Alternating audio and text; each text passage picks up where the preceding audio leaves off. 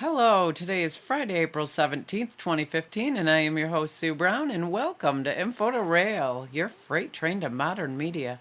How y'all doing today?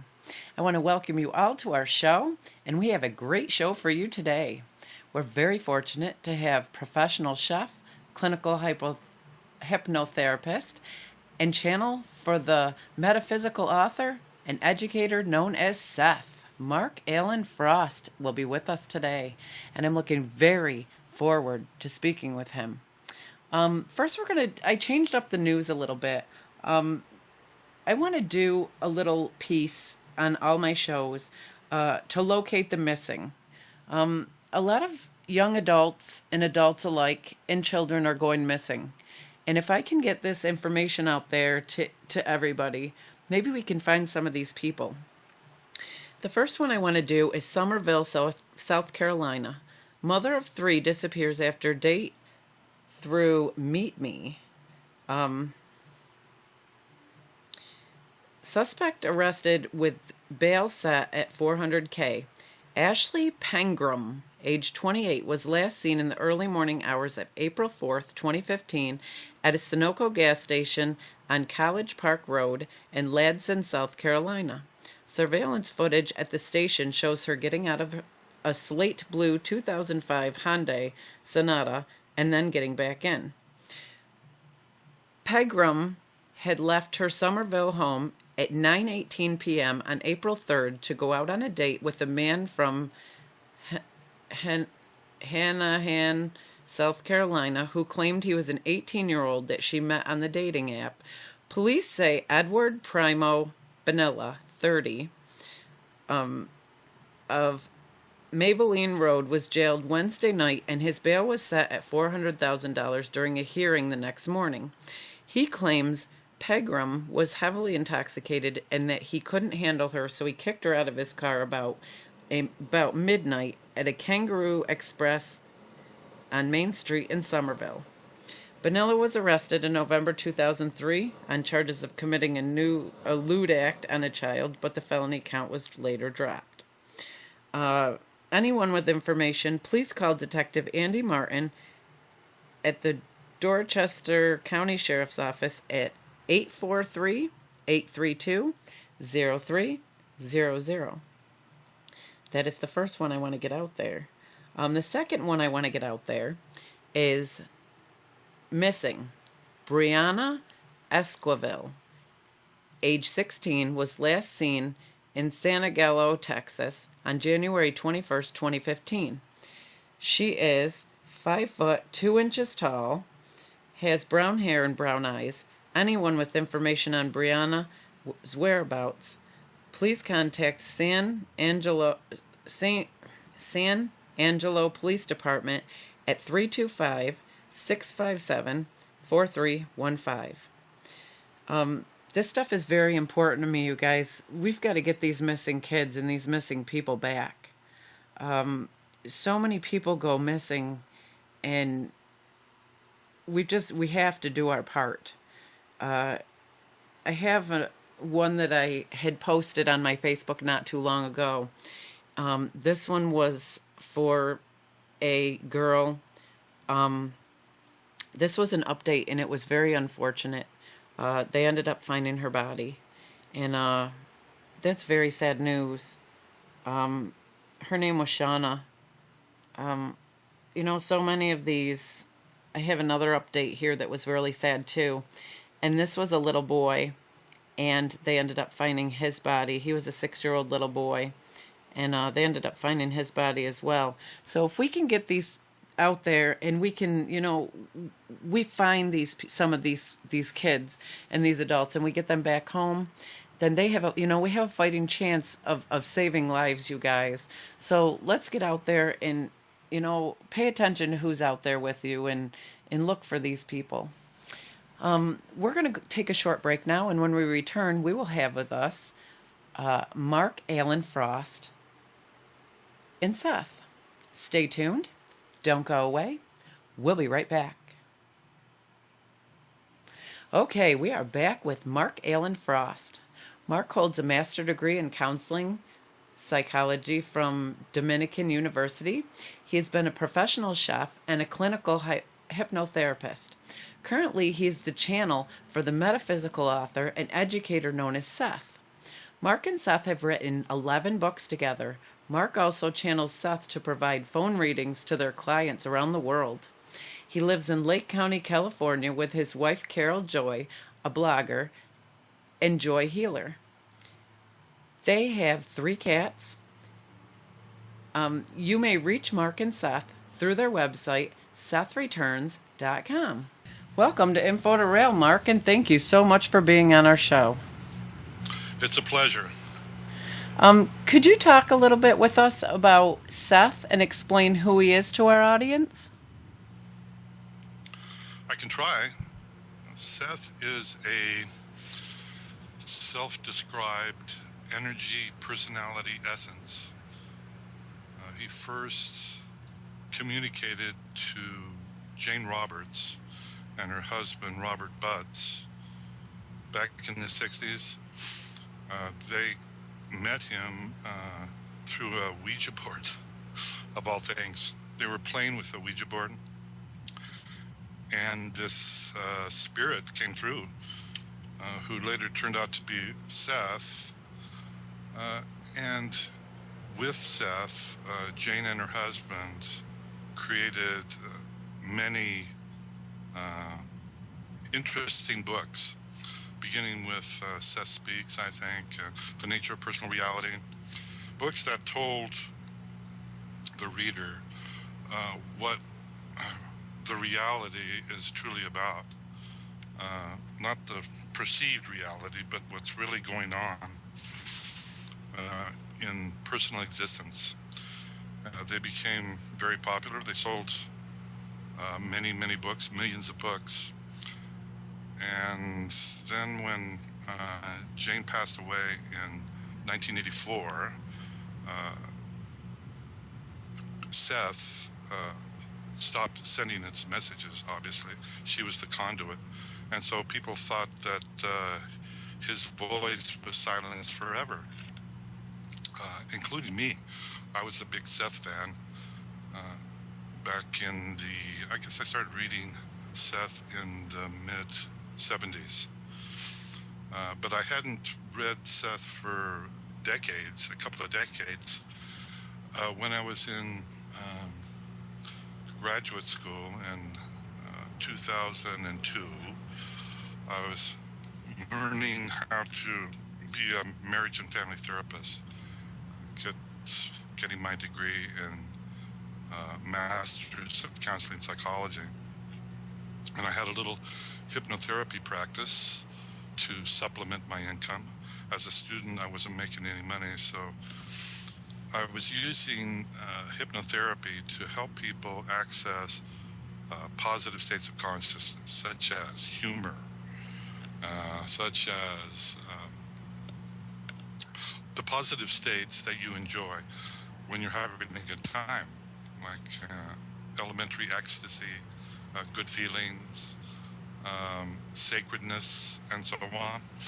And so I would help my clients access these states of consciousness so that they could solve problems in their lives, primarily problems around fear of flying, fear of relationships, and so on. Then one day, a woman phoned me up. Her name was Kat Smith. She wanted me to do a past life regression on her. I wasn't familiar with that, and so I asked my mentor at the college, at the university, how to do that. So he gave me some suggestions, and I told this woman to come in and we could try it, that I was a novice, but we could see what we could do. Well, she came in, I hypnotized her, and before too long, she apparently accessed a past life in which she was being torn apart by lions in the Roman Colosseum. So I sort of panicked and I said, well, you don't have to experience that pain. Just project your consciousness out of your body and tell me what's going on. She did that, and for the next 10 minutes, she talked about what it looks like to be devoured by lions. Now, she came out of trance, and we were pretty excited. We assumed that we were going to be doing this work, exploring past lives, maybe write a book about it or do something to teach others. But as it turns out, she made an appointment to meet me in the coming week. But in that interim, she phoned me and said, do you know of someone named Seth, a spirit named Seth? This spirit is he's interfering in my meditations. And he says he wants to write books again. And I knew of Seth, and so I said, well, if this is for real, maybe we can bring him through with hypnosis and see what he has to say. So she made an appointment. She came into my little office. I hypnotized her a bit. I had a lot of Seth's books around in case he did come through, in case this was the real deal. And so I prepared the space. I had a video camera to record everything. All of this is recorded and on my YouTube page, Seth Publisher.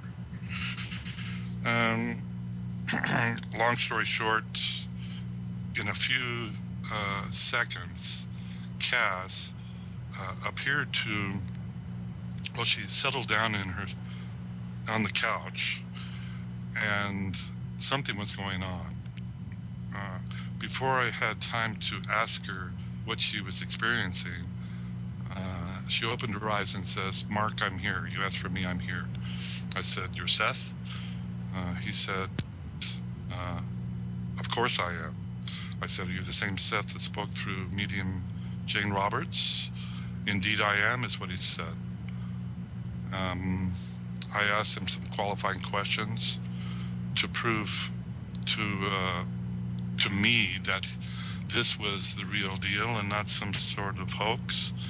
He did, and he answered some questions about my personal life that gave me pause, wondering how would he know that. So I was pretty excited, to say the least. During that session, Seth laid out the framework for his return to publishing, talking about, he gave us a title, 9/11, The Unknown Reality of the World. And then in the next session, literally a few days from there, he began dictating through Cass the text from our first book with him, the 9/11 book. And then in about a month and a half, we had all that material, and we collected it, formatted it, and published that first book. And that began a process of publishing with Seth. Amazing as it may seem. That is very fascinating. I have a question. My older two daughters played with the Ouija board, and they play with it often. They got a spirit in there that calls itself Gina. And for some odd reason, we cannot get that spirit to leave that board, no matter what we do. And she seems to be, she's not evil, but I'm not really sure what she is. So to me, I thought that they were like making it up or something, but after hearing that, I'm starting to wonder if there's somebody really trying to come through. Well, let me see. I can't speak for Seth, but I can talk about some of the information he's giving us, particularly from the book on death, Seth on Death in the Afterlife. He talks about what happens to people, humans, when they make their transition, when they die. The good news is that you awaken on the other side, what he calls the home dimension, and you are conscious. This is sort of the ordinary experience of dying people. You realize you're conscious, and you're pretty excited because I think you'll agree, most people think that consciousness does not survive death, but Seth tells us it does. It's actually the beginning of more adventures in consciousness. Um, but some human souls, when they make their transition, particularly if they do so abruptly, as in deadly accidents of various types, they get stuck. They don't make it completely into this other dimension, what Seth calls the home dimension, and they become trapped inside a sort of a transitional dimension in between Earth, the third dimension, and the fourth dimension that he also calls the home dimension. These are souls who do not realize that they can get out and go to the home dimension, and they try to contact people who are still living their lives in this existence. Does that help you? It does a little bit. I'm not sure if this is a safe thing to have around my children, this specific spirit. And we've tried to get her to leave, but she won't leave. And she won't exactly give us a clear answer of what she wants. Let me say. Well, what I'm getting is that this could be a bleed through to other existences in which your daughter is how many daughters are involved here? I have 4 girls, but the only one that it really talks to is my oldest one, and she gets a lot of messages through like spirits and stuff that are asking her for help to be at peace. Yes, this is exactly that phenomenon, I think. Now, in this case, I don't think that there is a negative spirit involved. Seth talks about the possibility of negative entities coming in. He came through into Jane's life through a Ouija board, but it's also possible for what he calls negative entities to make contact, and they are difficult to get rid of. Negative entities are Seth's description for what we know as the negative gods throughout history. Our projections of negative emotion create what Seth calls gestalts of consciousness that over time become, well, they get a life of their own, you might say, in the exact same way that the positive projection of emotions and adoration and love onto a sacred personalities such as Master Jesus and so on helps to empower and give life to Jesus. The opposite is true, that people who are experiencing anger and recreating anger, murderous intent, all of the negative emotions that you can think of, they find a way to create themselves. And in fact, they assemble within these, what Seth calls gestalts of consciousness, negative entities that can cause problems. They are the inspiration for these negative gods that the various cultures speak about over the generations. So the negative gods such as Satan in Christianity and so on.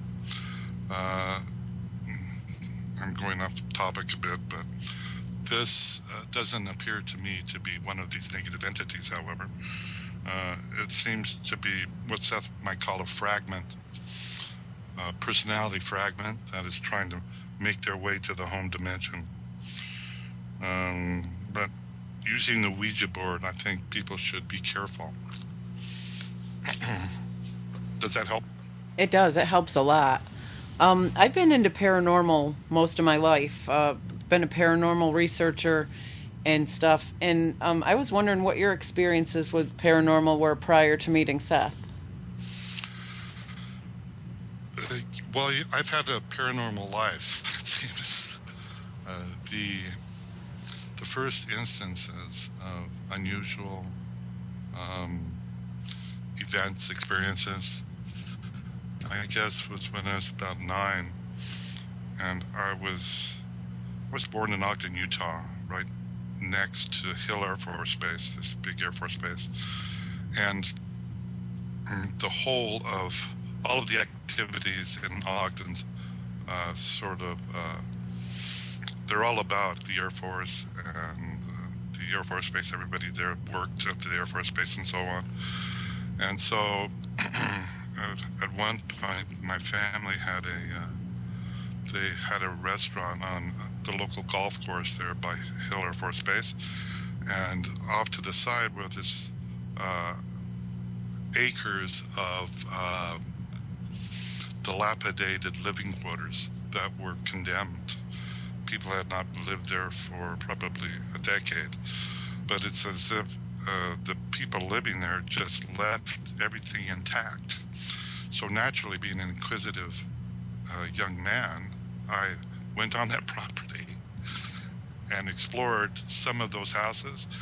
There wasn't furniture or stuff like that, but in this one place, I came upon this pile of magazines, Flying Saucer magazine, and I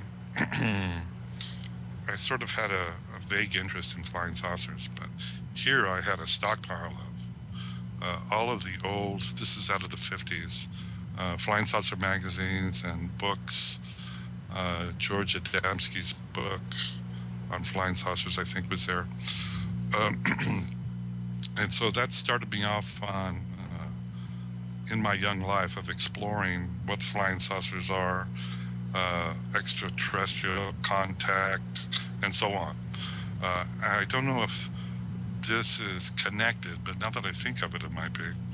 A few years after that discovery, I was living in this big old spooky house with my parents and my sister in Ogden, and we were told by the people who owned the house not to unlock or go into this one room just outside the kitchen. And wouldn't you know it, it was from this one room that we would hear stuff going on, unusual stuff, like someone was trapped in there, the one to get out. But we resisted getting in there, and we resisted that for about 3 months. Finally, we made an excuse to the landlord to give us a key. We got in there. There was nothing in there. Certainly not a trapped animal. I expect to see a trapped animal. Nothing like that. But I think symbolically, when we opened up that room, we opened up the whole house to something that was going on there. And over the course of the next few months, a lot of weird stuff started happening. I had an old roll-top desk in my bedroom there, and often we would hear the creaky roller opening up with no one in the room. So something would lift up that roll-top desktop and leave it there. I would go in and take it back down, and at some point it would go back up by itself. The long story, or the short story, is that we eventually moved out of that house after all of these contacts with, you'd probably call it poltergeist activity. And it wasn't until a few years later, when we were settled in California, that my father told us that he moved us out of that house because he knew that there were ghosts in there and that he was sensitive to them. And we basically moved out of there for his mental health. And it was a short time after that that we contacted the owners of that house. It turns out that the room that was locked up was their daughter's room, who had committed suicide shortly before we moved in.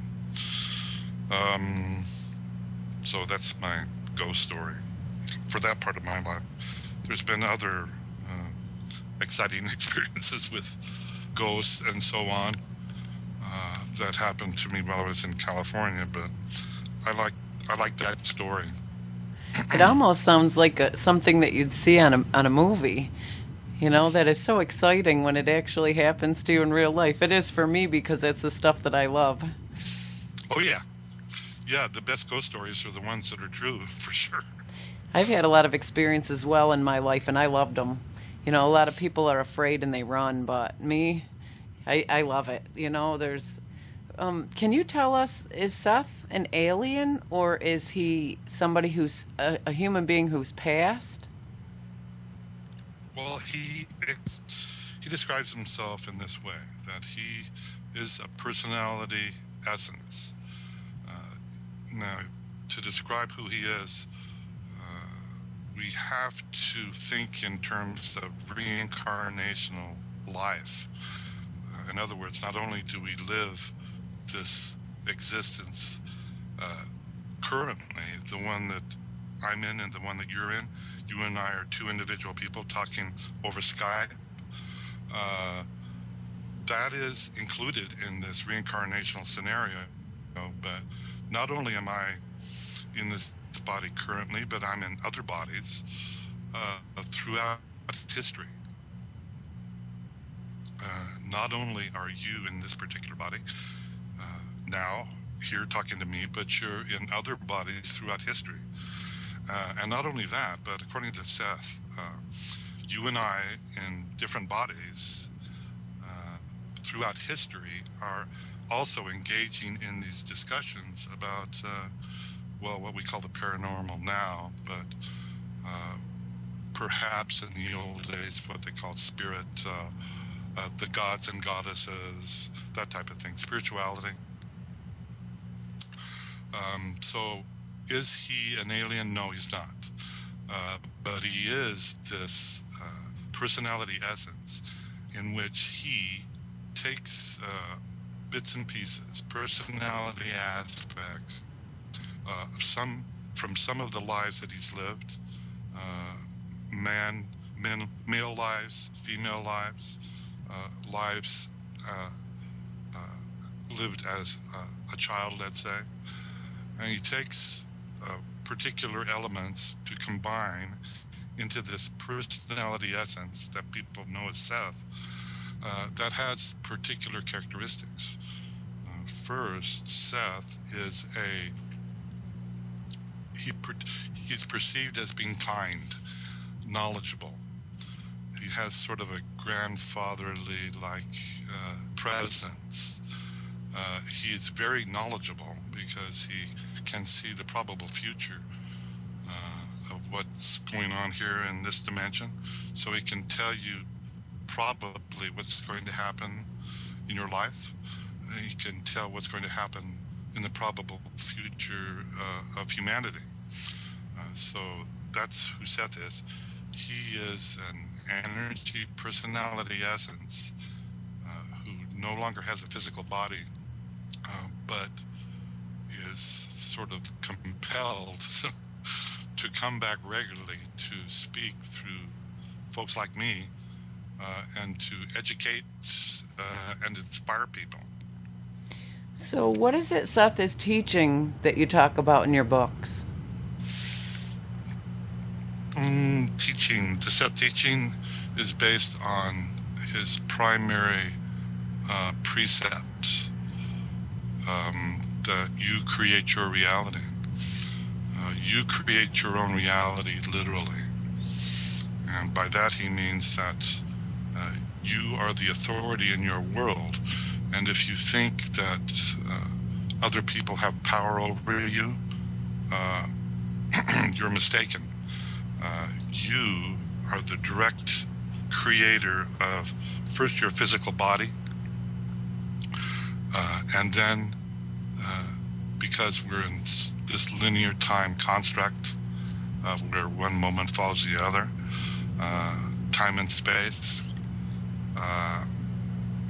You create what is not you, meaning what's in front of you, what's around you, and that everything in existence, everything that you see out in front of you, has life to it. It's composed of the same material, he calls them consciousness units, that you are, that I am. So if you're looking at a computer screen as I am, Seth would say, oh, that computer screen is composed of consciousness units that are aware also. And that in this, what he calls the telepathic network, all of us, all of humanity, and all of our reality, we are all aware of all of this. He calls it all that is. And we sort of keep each other in place because it is a telepathic consciousness. It is a holographic consciousness in that everything is everywhere all the time, and that everything is ensconced, is a word he uses, in everything else. So in each consciousness unit is all of reality, all that is. I don't want to get too complicated here, but that's his basic teaching. And from that flows a lot of other interesting precepts. One I like is that because we're all created out of the same material, consciousness units, theoretically and literally, we're connected to everything that exists or has existed or will exist. So it sort of empowers you to broaden your worldview, your belief system, and play around with your reality. Play with your consciousness. Try to create a life that you desire, and so on. So basically what you're saying is you will things into being. You create your own everything. Yes. In a collaboration with all that is, which some people call the divine or spirit or what have you. It's always a collaborative effort. Huh. I've always wondered that myself. It seems sometimes you think about somebody specifically, or you think about a situation, and it manifests itself right in front of you. So to me, that's very interesting. Yes, instant manifestation. You've written 11 books with Seth. Can you say a few words about some of your books with Seth? Yes, I can. Let's see here. People are always asking me at our events, what are the best books? What books should I use for certain purposes? And I usually tell them to check out our first book, 9/11, The Unknown Reality of the World, because that was for the first original Seth book in almost 2 decades. And you can, particularly if you were a student of the Jane Roberts material, you can see Seth in it. You can see what's changed with him, and you can see his different expression now. In the Jane Roberts books, Jane was a poet, a gifted short story writer, and so her books have this type of lyrical, light, absorbing quality. Now, Seth, because he's talking through first Cass and now me, uses our personalities to do the work, so to speak. His information, his communication is sort of put through our consciousness, and then we put it out into physical reality in books and so on. But the first book, because it was Cass's, has her essence in it, you might say. And then with the second book, the next chapter in the evolution of the soul, which was the first book I wrote entirely with Seth, without Cass. It has a different tone to it. My take on the Seth material is expressed in more psychological terms, in terms of teaching, in terms of providing Seth's exercises for people. So it is different. And from those first two books, you can see, particularly, as I said, if you know about Seth Speaks and the original Seth books, you can see a sort of logical progression of what Seth did and where he's taking his material currently. And then the rest of the books are all about specifics, such as the book Soulmate, Soul Family is about discovering who the members of your soul family are. Many people are surprised that your soul family doesn't necessarily have to include people in your genetic family, that your soul family can include anyone that's in your life who is learning their lessons with you. So it could mean the cashier at the local grocery store, for example. And our book Resonance teaches you how to create your heart's desire. First, you figure out what you want, what you really, really want in your heart, what you want to create. And then Seth tells you how to go about manifesting that in physical reality. Wow. Yeah. That's awesome. Yeah. You have a series of reality change CDs that you offer on your website. First, can you give us your website, and then can you tell us what these are and what are their purposes? Sure. Well, the website, SethReturns.com. And at the top of that first page, there are links to our books, or if you want to have a phone session, you can click on those links. And the Reality Change CDs, Reality Change, that's a reference to what Seth is all about. His teaching is all about teaching humans how to change their realities. So the assumption is it needs changing.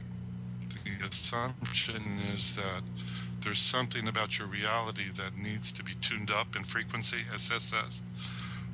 So we created a series of 13 CDs which help you to manifest positive realities within the various domains of existence, as he says. So we have one that helps you to create health.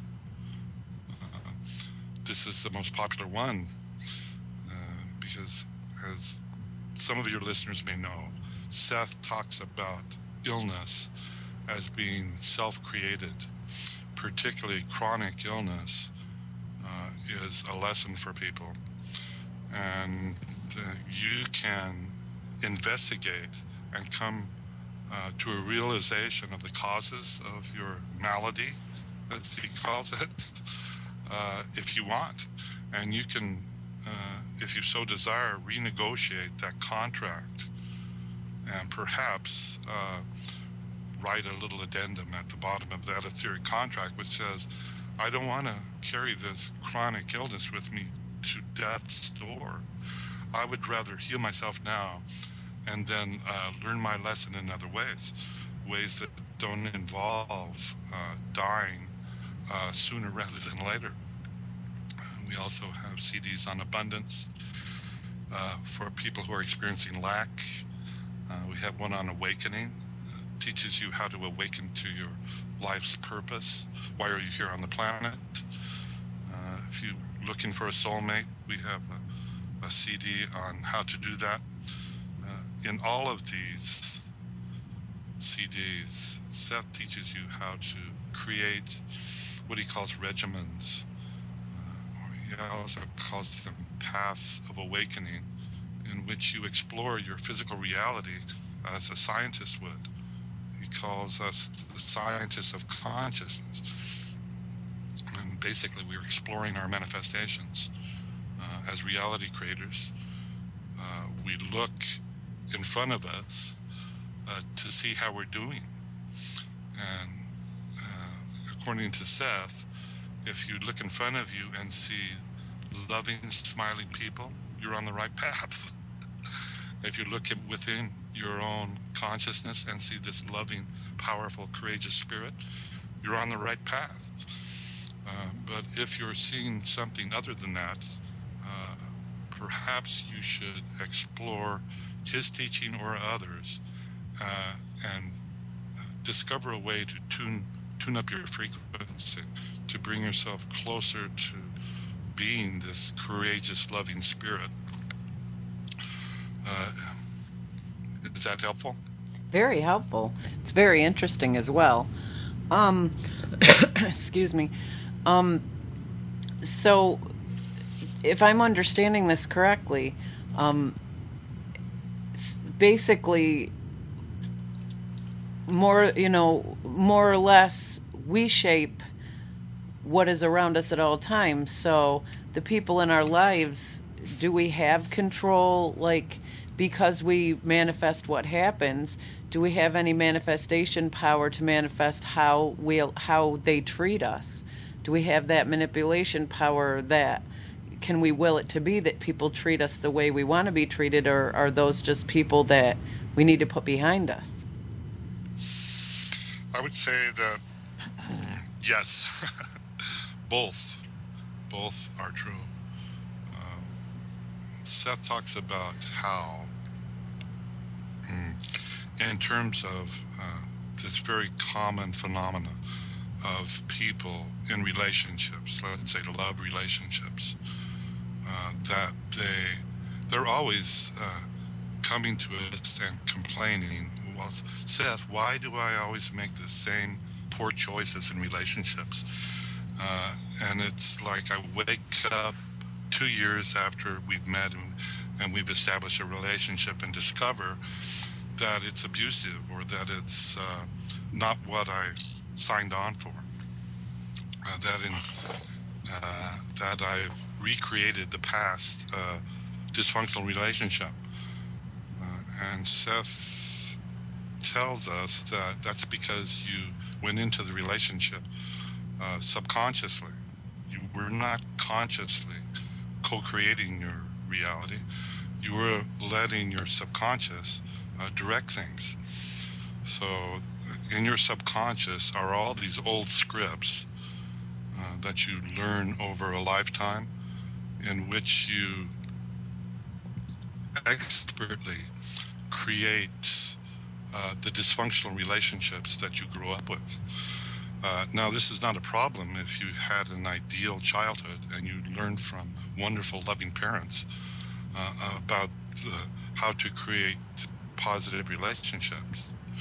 But for people who did not live that ideal existence, now they are often in a position where they are using those old blueprints to create their current relationships. So you wind up a person who had a negligent father, let's say. Now as an adult, they are creating a relationship with a man in which this negligent father lives. So they've found the negative father within someone, and they're projecting all of this information onto this man, let's say. And so the man says, oh, well, I guess this is what she wants. So they act that way. Now, usually there's something in this other person that gets something out of it also. They tend to abuse people, let's say. But this dysfunctional relationship is kept intact through sort of pretending that things are positive, when in fact underneath it's just a recreation of the negative uh, parent behavior. Now, in Seth's books, he talks about people awakening to what they're doing in relationships. And that means that you uh, look at the person in front of you and you look at them through what he calls the inner senses, and you try to figure out who they really are, particularly who they were in other lifetimes. And you ask yourself, well, what is their contract with me in this life? Then you can come to some realizations about who you really are and what you're really doing in relationships of all types. But after that awakening, you become a person that doesn't create subconsciously, but creates consciously. And then your relationships can change and become nurturing, loving, etc., etc. But I think that answered your questions. Both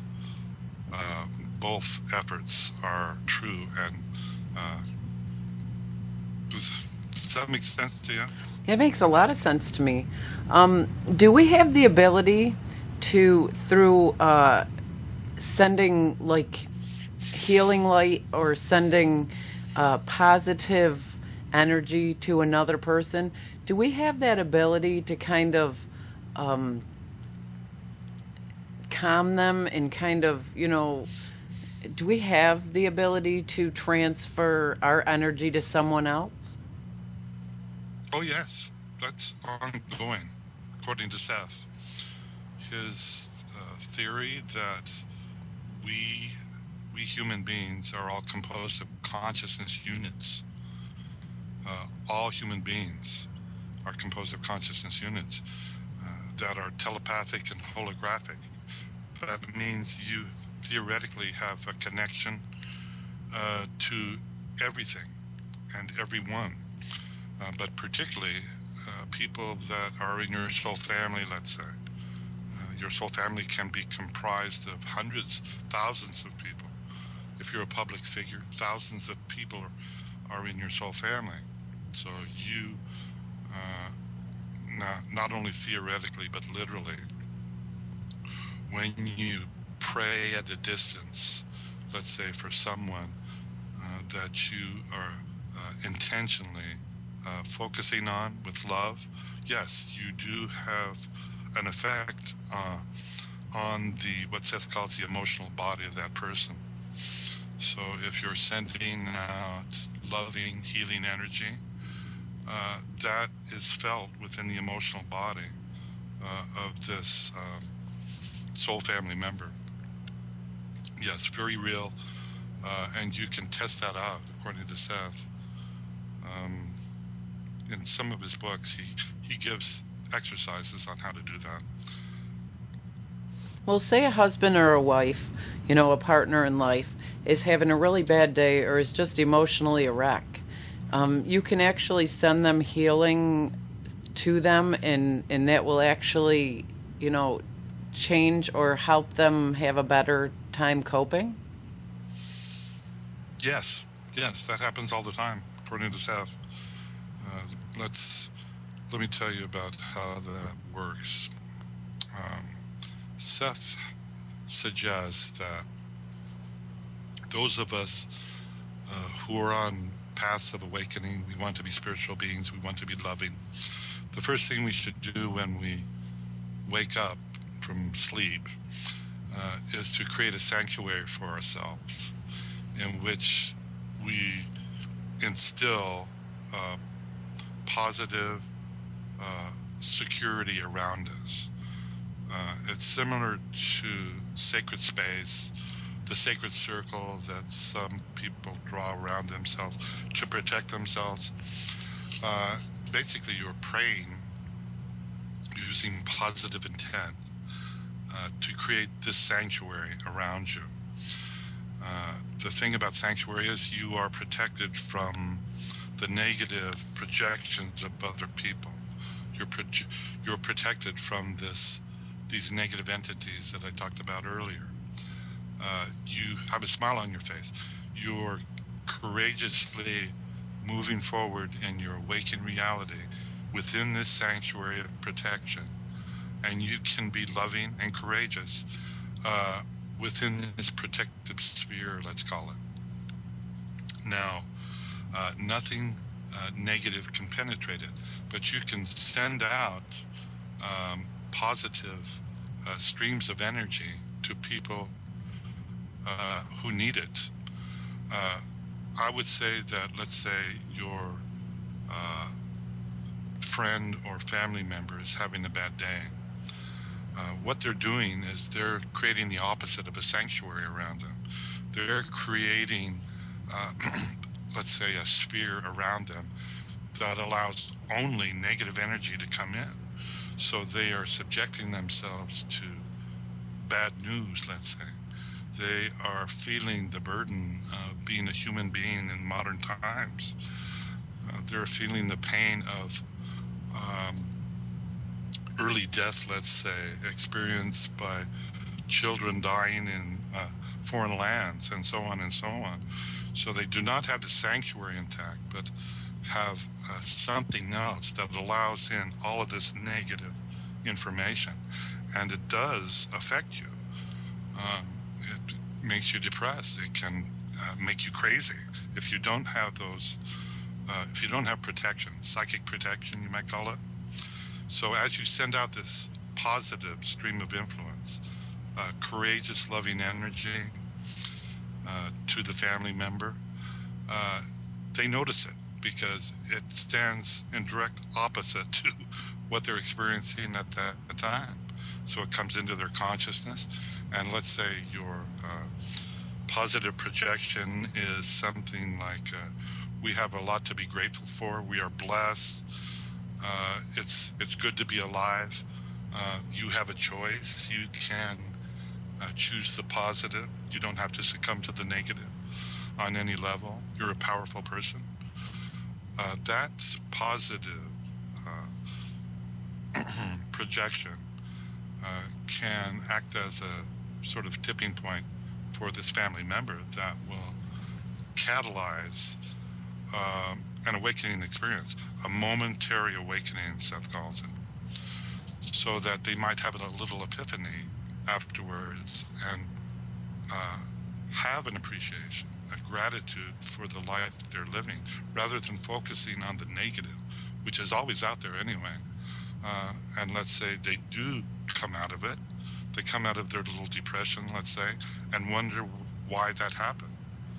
Well, perhaps in time they'll be able to trace that back to that intrusion of positive energy that you provided for them. So if you constantly project positive energy, can that somehow change their negativity permanently? Yes. Well, yes, in terms of permanence. If you are permanently positive and you are permanently projecting love, Excuse me. and you are embodying peace on earth to all mankind, let's say, but particularly this family member, yes, permanence. There is this, what Seth calls a tipping point within consciousness in which, let's say, hundreds, thousands of people are praying for you. The preponderance of positive energy coming into the consciousness of this ill person or this despairing person, in a sense, pushes out these negative entities that have control of them. In a way, I don't like to use it much, but from my perspective, people that are depressed are in the throes of a possession of types. They're having a hard time rejecting the negative that modern society offers us, and it becomes a habit over time. It's a habitual acceptance of the misery and negative emotion of humanity. So that becomes a habit, and like any other habit, you have to have an intervention, an awakening intervention that comes in that reminds you of who you are, a person who is born in love with a capital L, as Seth calls it, a person who creates their own reality, a person who can change their current reality in an instant. And that becomes possible with these types of distance healing activities, prayer, and so on. According to Seth, it's very common. It happens all the time. If we meet someone in our lives, we all meet people in relationships and they just don't work, and you just, you realize it and you move on. When we meet someone and it's that one person that you feel like you've known forever and you have that soul connection with, and it seems like you couldn't even imagine one day of your life without them, let alone can't even remember your life before you met them, does that mean something? Is that what makes that person your soulmate? Well, let's see. How would I describe that? Seth's definition of soulmate are soul family members who are learning their lessons together. You are lovers, and you identify your issues, and you learn your lessons together without denial, without intellectualization. So it's the opposite of that situation I described earlier, in which people are basically projecting the movies onto the other person, projecting their romantic scenarios that may have no foundation in fact onto the other person, and then reacting to that as though it's truth. In the soulmate relationship,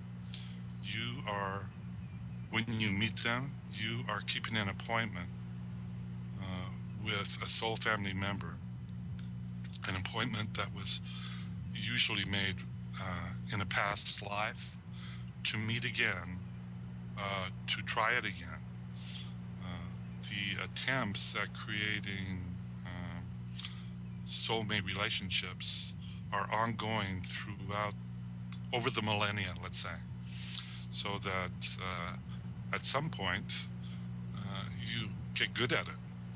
And that I think what you're describing is the modern conceptualization of what a soulmate is, that you complete the other, that you are so deeply in love that you can't stand it sometimes, that the ecstasy is almost too much,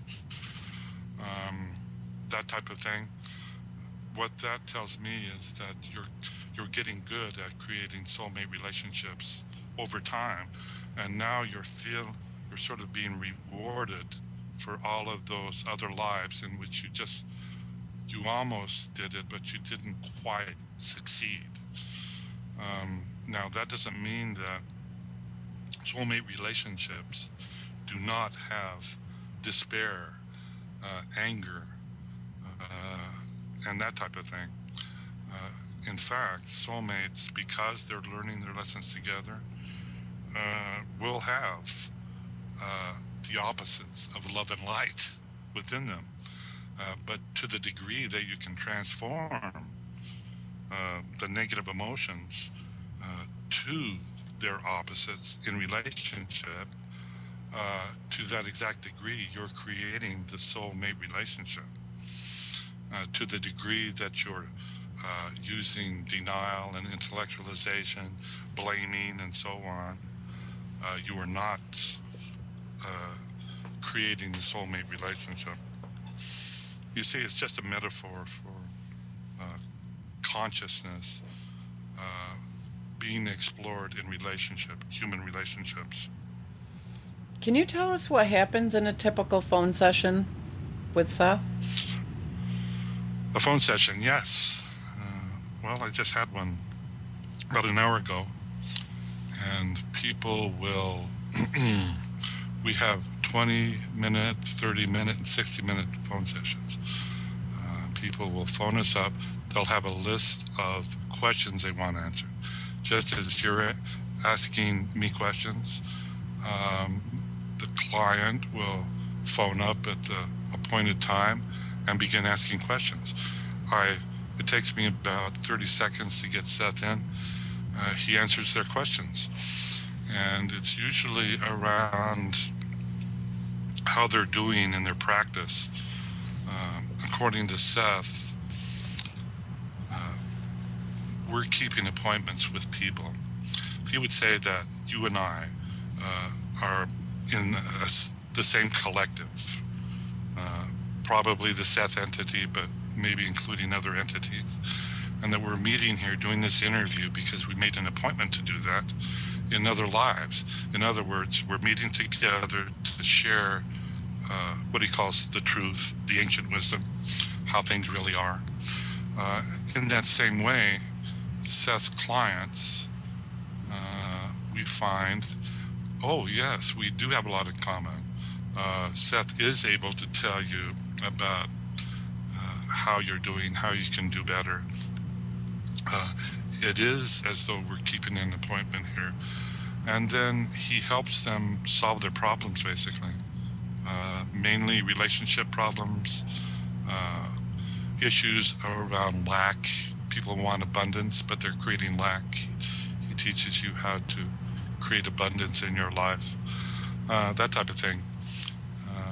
We're finding that we've been doing phone sessions for about 8 years, so we have hundreds of people from all walks of life, from all points of the globe currently, who regularly phone him up and use him as a type of coach, a metaphysical coach. That's how it works with us. Do you think that when you pass and stuff, do you think Seth will choose another to channel his messages through? Oh, yes. According to Seth, he's been doing this for countless years, that he was an educator, philosopher, and so on, talking to people in their consciousnesses over hundreds, thousands of years. So that, yes, he has done it a multitude of times in the past, and he will continue in the future after I make my transition. He also says that he is now in communication with what he calls countless souls who think of him as a helpful spirit, their spirit guide, their intuitive voice, and they are regularly counseled by him. So currently, I'm the only one that's writing books with him, as far as I know. But he is in contact with all of these Seth readers, Seth fans, we call them. And in the future, I would bet that he would continue that. He would continue to be a teacher because that's like his job description, his etheric job description. Do you have any upcoming speaking engagements where people can actually come and meet you in person? I sure do. Let me get up my calendar here. The next big one is coming up next Friday, Saturday, and Sunday, the April 24th, 25th, and 26th in San Mateo, California, at the New Living Expo. That's this huge New Age psychic paranormal fair in which everyone comes. And we all have booths, and you are invited to come down and buy our products, hear our lectures. We're going to do a lecture on, let me see, the title is The Return of Seth and the Awakening of Humanity, in room 4 there. So we'll have all of our colleagues in the metaphysical domain. Superstars will be there. Superstars as far as the New Age goes, George Nuri and others. Wilcox will be there. We'll all be talking about the same thing, though, I think, which is, well, what many people call the paranormal now, what we call the metaphysical domain in the Seth teaching. So I invite everyone to come on down and talk to us. I would so love it if you got to New York. I'd be there in a second. Well, we are thinking about now what is it? The Whole Life Expo, I think, is in New York. We're making plans to do that next year. Oh, So that would be great. We might see you. Oh, definitely. That would be amazing. This was great having you on, and I learned a lot. I look forward to reading your books that you wrote with Seth, and I myself would like to call up and have a session with Seth, too. Super, yes. Can you give us one more time your .com so that they know where to come for, to buy your books and CDs? Sure. Our business, Seth Returns Publishing. Our website, SethReturns.com. Seth Returns is one word, lowercase, no spaces. And from there, you can hopefully sign up for our newsletter, in which you'll discover what's ongoing here at Seth Returns Publishing once a month. There's lots of free stuff there on the website, too. And you can also possibly tune in to our weekly radio show, The Seth Frequency, which is on Wednesdays at noon Pacific. There's a link to that there on the website. That is amazing. Thank you so much. I really advise everybody to go on and check this out. This is very interesting. You're the first person that I've ever heard of that actually, was in communication with somebody like Seth, and I think that this is amazing. And I look forward to, learning a lot more, reading your books and getting these CDs and having a conversation with Seth. Great. Thanks so much for the opportunity to spread this message to your listeners. Well, thank you for being on our show, and we hope to have you back soon. Thanks a lot. All right. Bye-bye. Bye. That was an amazing interview, you guys. That was amazing. It's very intriguing to me that we actually have, this kind of stuff really happening in this world. People are actually really coming in contact with, with these outside sources, and that is amazing. Well, that's all we have time for today, and we post our shows on YouTube, and if you want to know more about our upcoming guests and our past guests, just visit our Info2Rail webpage. You just Google Info2Rail and click on our Google site pages. You can go to our YouTube from there, or you can just go to YouTube when you Google Info2Rail. Thank you very much for joining us here at Info2Rail, and we hope to see you here each and every week. We have a lot of amazing guests coming up for you and a lot of fun things to talk about. May God bless you and keep you, and may His face shine upon you in these uncertain times. We'll see you soon.